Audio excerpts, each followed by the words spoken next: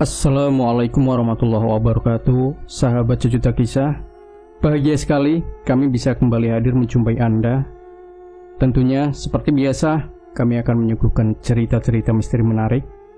Dan kesempatan kali ini kami sudah menyiapkan sebuah kisah misteri yang berjudul Naga Emas.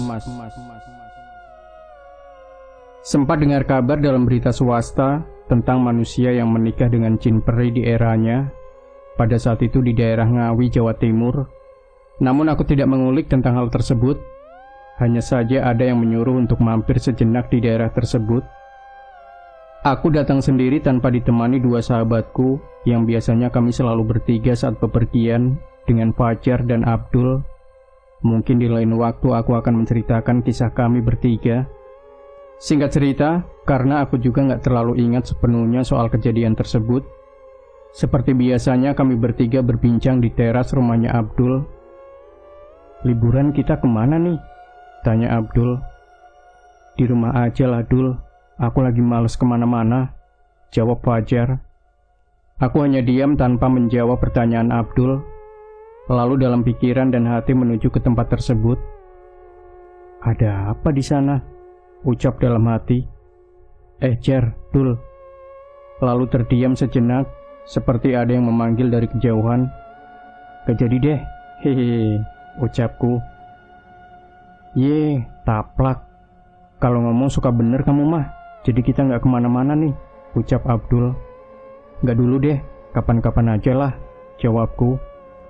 Hari pun berganti, kemudian di siang harinya aku memesan tiket bis cepat malam di daerah Jakarta Barat. Handphone sengaja aku matikan karena takut mereka berdua telepon terus. Ribet urusannya kalau mereka tahu aku pergi sendiri. Hingga sore pun tiba dan bis datang. Aku pun dengan segera naik bis, takut mereka berdua datang.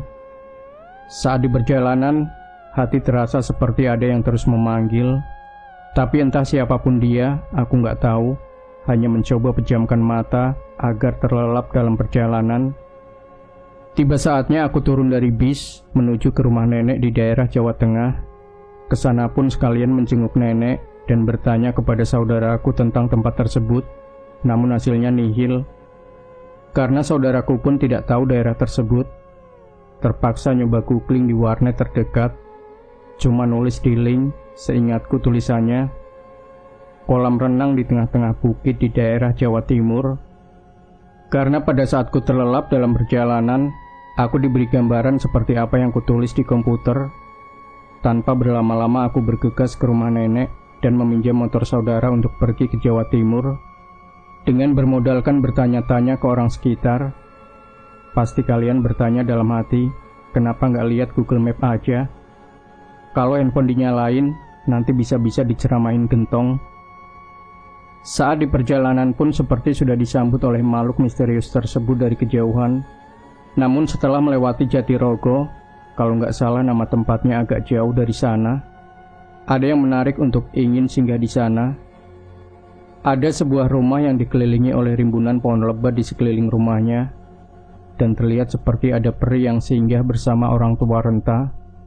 Ingin sekali ke sana untuk melihatnya sejenak, namun hati tetap harus ke tempat tujuan. Dan setelah sekian kali aku bertanya ke penduduk sekitar, akhirnya aku pun sampai di tempat kolam renang yang dihimpit oleh bukit-bukit. Terdapat saung di atas bukit yang membuatku pergi ke sana. Kemudian saat tiba di saung, aku duduk sejenak karena lelah oleh perjalanan yang cukup jauh. Sambil melihat-lihat sekitar lereng bukit yang dipenuhi oleh pohon-pohon tinggi dan besar, suasana pun jadi agak berbeda dari sebelumnya. Terdengar suara geraman dari sosok misterius terdengar di telingaku dengan sangat jelas, hingga beranjak dari tempat duduk dan mencari sumber suara tersebut. Namun ketika melihat semak-semak, pundakku seperti dipegang. Astagfirullahaladzim. Sambil menengok ke belakang, jantung serasa senam SKC. "Lalu, kamu ngapain di sini, Nak?" "Di sini tempat angker loh," ucap Pak Tua. "Oh iya Pak, saya cuma iseng Pak." "Emang angker yang bagaimana Pak?" jawabku. "Banyak demitnya, Jangan lama-lama di sini ya, Nak. Karena Bapak takut akan keselamatanmu, ujarnya sambil melihat-lihat diriku dengan tatapan seperti ada yang diinginkan sesuatu dariku. Oh, iya, Pak. Saya hanya sebentar kok di sini, jawabku, lalu Pak tua tersebut turun ke bawah. Beliau berbicara menggunakan bahasa Jawa, tapi ku translate aja biar kalian ngerti. Bakal nginep kayaknya. Tapi di mana ya? Ucap dalam hati. Lalu, siapa yang manggil aku? Keluarlah, ucapku dalam hati dengan rasa yang sangat penasaran. Aku juga gak mau waktuku terbuang karena hari pun sudah mulai sore. Entah aku salah sebut atau akunya sesumbar dengan kasar. Siapapun yang ada di sini, keluarlah, tunjukkan diri kalian, ucapku dengan nada agak tinggi. Ya, karena pada dasarnya jin memang seperti itu, malu-malu kucing. Tapi hanya beberapa yang seperti itu. Beda halnya genderuwo yang kayak preman pasar, karena biasanya sifat wibawa dan sifat gagahnya selalu ditunjukkan ke jin yang lain. Kemudian datanglah sosok seperti genderuwo, cuman badannya tidak seperti gundi atau genderuwo, dengan perawakan sedang, umumnya jin, dengan mata yang merah menyala, giginya segede teralis pagar yang tajam dengan rambut gimbal. Ini jenis apa lagi? Ucapku dalam hati dengan rasa takut. Karena memang biasanya nggak pernah lihat jin yang lain pada umumnya. Jamu ini jenisnya apa? Tanyaku sambil melangkah mundur. Hei manusia, sedang apa kau di sini? Merusak ketenanganku saja, ucap jin tersebut. Lah, ditanya malah balik nanya. Kamu ini jenisnya apa? Tanyaku kembali sambil terus melangkah mundur. Sengaja aku berkata seperti itu agar rasa takutku hilang. Karena pada dasarnya jin suka dengan orang penakut yang gampang ditakut-takuti. Bukan urusanmu. Pergi dari sini atau kupakai kekuatanku, jawab jin tersebut. Tanpa pikir panjang, aku duduk untuk mengambil sebuah benda dan melemparnya dengan batu, kemudian lari menuju ke bawah atau kolam renang. Awas, nanti aku balik lagi, aku hajar, ucap dalam hati, padahal mah takut. Hari pun mulai gelap dan saatnya untuk berpikir di manakah aku harus menginap, karena gak mungkin nginap di hotel, bawa uangnya aja pas-pasan. Nah, aku ada ide, ucap dalam hati. Setelah gelap tiba, aku bertanya ke penjaga kolam renang untuk mencari warnet terdekat, dan penjaga pun memberitahu tempat tersebut.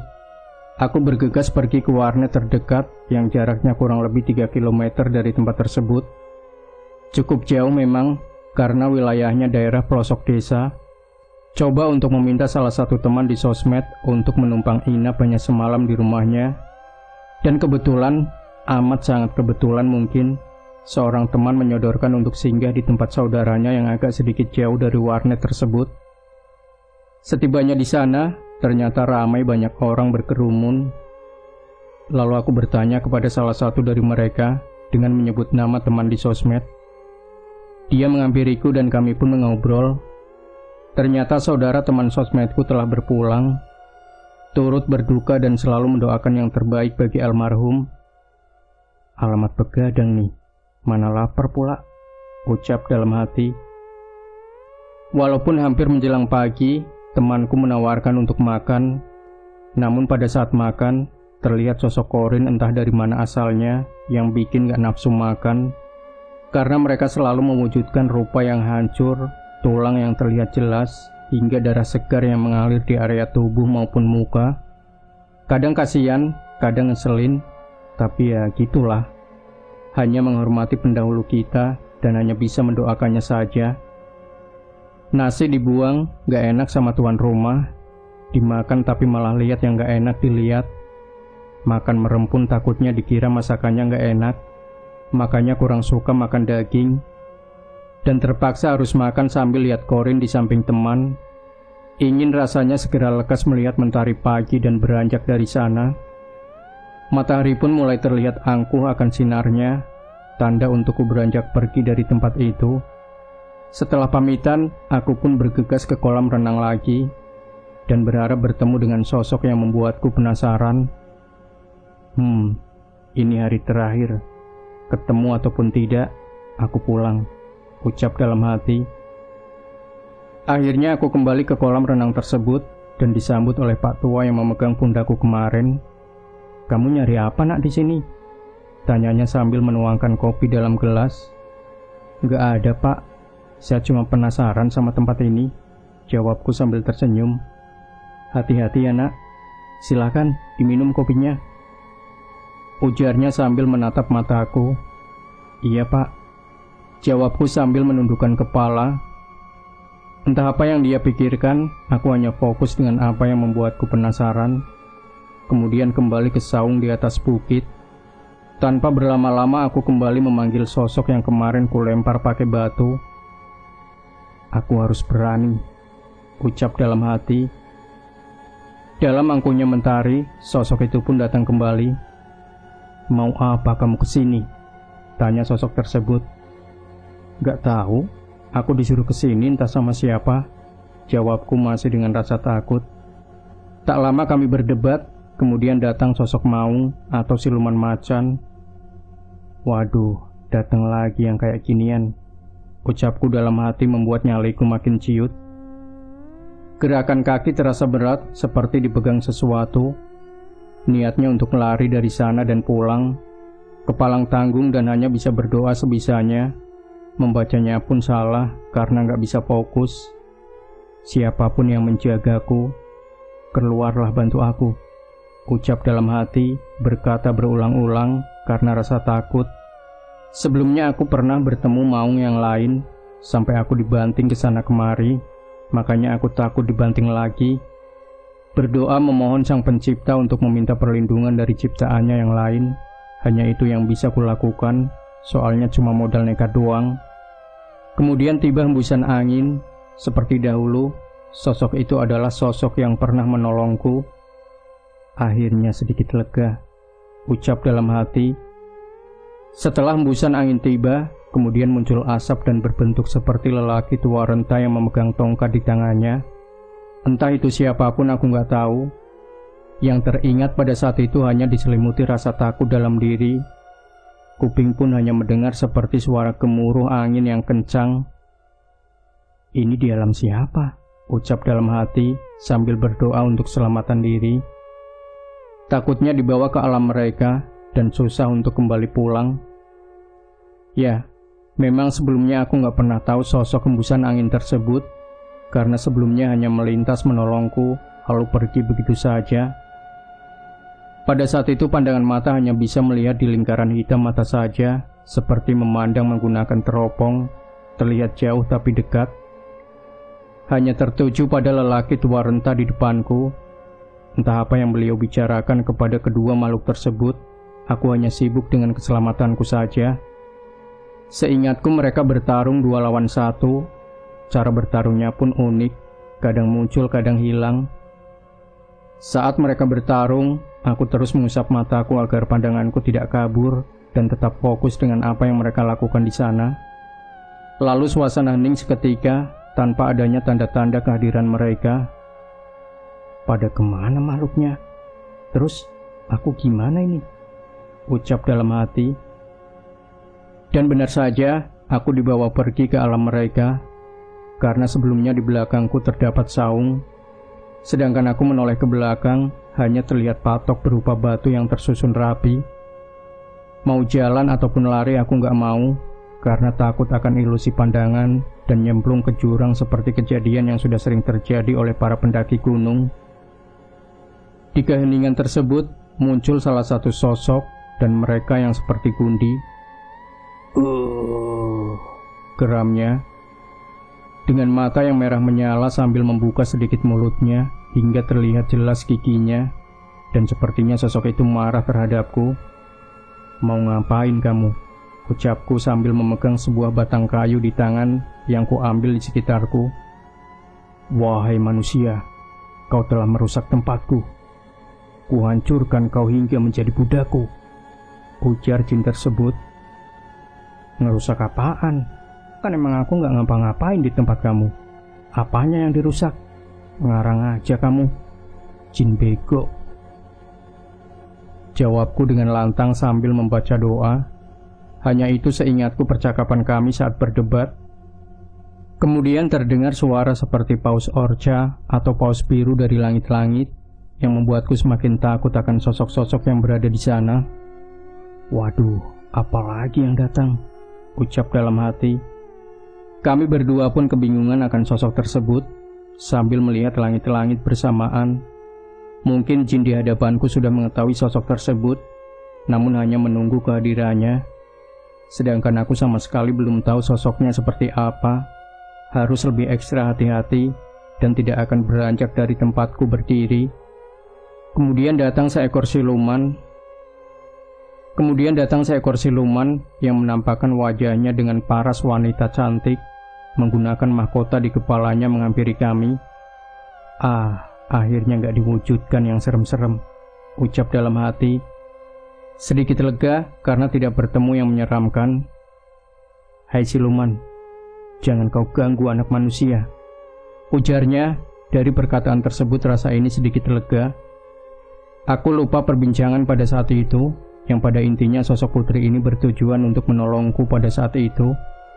Dan wujud asli dari sosok putri tersebut, wujud aslinya sebenarnya lebih menyeramkan. Setelah sosok putri tersebut tiba, kemudian sosok siluman yang berada di sampingku langsung menyerang sosok putri dengan garangnya. Matilah kau di tanganku, naga berdebah, ujarnya sambil melesat dengan cepat menghampiri sosok si putri. Kaget dengan perkataan sosok tersebut menyebut kata naga, hati berkata, apa ada naga di alam jin? Kukira naga hanya dongeng belaka dari kisah-kisah perwayangan maupun kisah dari negeri seberang saja.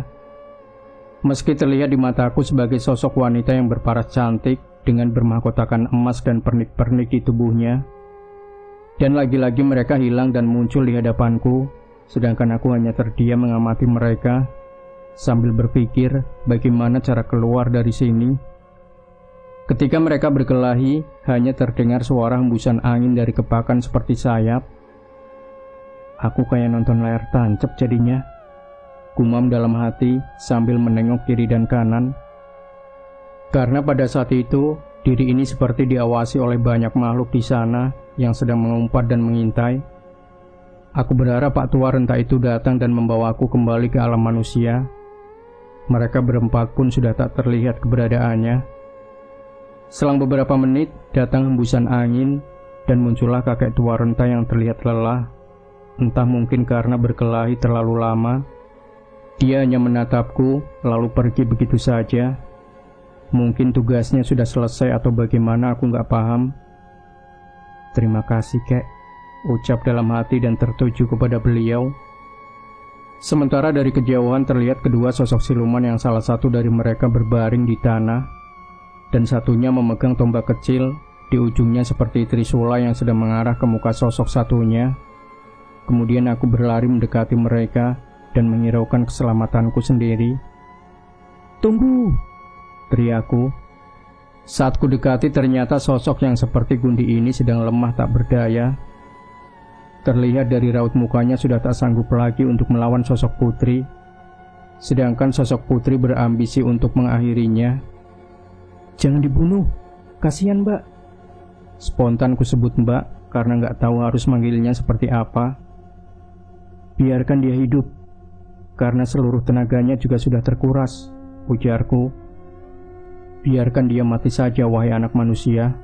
Dia harus dibunuh agar tidak menyesatkan manusia yang lainnya, tangkisnya. Mbak, dia juga makhluk ciptaan sang pencipta. Seburuk apapun tindakannya, biar sang kuasa yang memberi azabnya. Spontan berkata seperti itu. Karena aku orangnya iba sama orang, jadi terbawa ke alam jin juga. Geram sosok seperti Gundi. Lalu dia bangkit dan menunduk kepada sosok putri. Jadikan aku muridmu, guru, ucapnya dengan terengah-engah. Ya, di alam jin kodratnya seperti itu. Siapa yang kalah telak akan mengaku kalah dan meminta kepada yang terkuat untuk menjadi muridnya. Namun ada juga yang memilih kabur, seperti siluman macan. Dan ternyata siluman tersebut adalah ketua dari wilayah tersebut, sedang sosok yang sedang tak berdaya hanya sebagai pengawalnya saja. "Wahai anak manusia, saya meminta maaf atas perlakuan saya," ujarnya.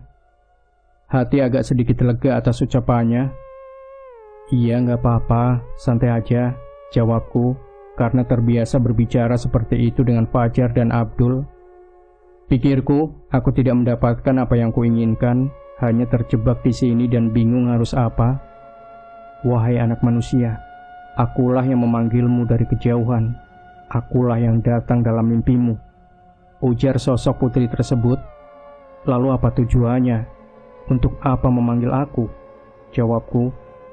"Saya ingin kamu menerima pemberianku," balasnya. "Pemberian? Pemberian yang kayak gimana? Duit? Apa emas?" jawabku dengan lugu. "Bukan, wahai anak manusia, tapi sebuah keris," balasnya. "Aku gak suka pegang barang seperti itu," tangkisku. "Terimalah," balasnya kembali. "Aku gak suka, Mbak, jangan maksa. Aku hanya minta tolong kembalikan saya ke tempat semula. Udah itu aja," ujarku karena sudah sangat lelah pada saat itu. Sosok putri pun mendekatiku sambil memegang dan menundukkan kepalaku. Gelap terasa saat itu, kemudian terlihat jelas sosok naga yang sangat menyeramkan dalam mimpi. Tidak luput juga sosok seperti Gundi pun di sampingnya. Seingatku mimpinya kayak berada di tengah-tengah rumput luas dan melihat besarnya dan seram sosok naga tersebut. Tak lama kemudian, aku terbangun dari mimpi tersebut ditemani Pak Tua penjaga kolam renang. "Nak, sudah bangun," ujar Pak Tua.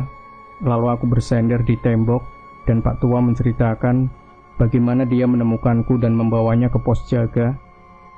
"Apa kamu lihat sesuatu, Nak?" tanya Pak Tua. "Tidak, Pak. Saya hanya ketiduran di sana karena capek dan lapar," jawabku.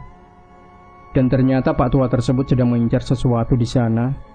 Dia mungkin mencari inti dari siluman naga untuk bisa memilikinya. Namun aku berbohong soal itu. Lagi pula gak suka barang kayak gitu. Setelah hari mulai gelap, aku izin pamit pulang. Saat di perjalanan aku coba pegang saku karena takut uangku hilang. Saat kurogoh kantong, terdapat satu keris dan satu batu akik. "Lah, ini apaan?" ujarku sambil menepi di pinggir jalan. Kemudian aku bergegas cepat balik ke kebun di dekat kolam renang tanpa sepengetahuan Pak Tua dan membuang benda tersebut. Kemudian pulang menuju rumah nenek. Setelah tiba di rumah nenek, aku pun istirahat dan terbangun di malam hari. Aku tahu ada hal yang ganjil. Dan benar saja, keris dan akik tersebut berada dalam saku sweaterku. Ini jin maunya apa coba? Ucapku dengan rasa kesal. "Udah, kalian di sini aja. Jagain nenekku di sini. Jangan sampai ngikut ke Jakarta," ucapku sambil memendam keris dan akik tersebut.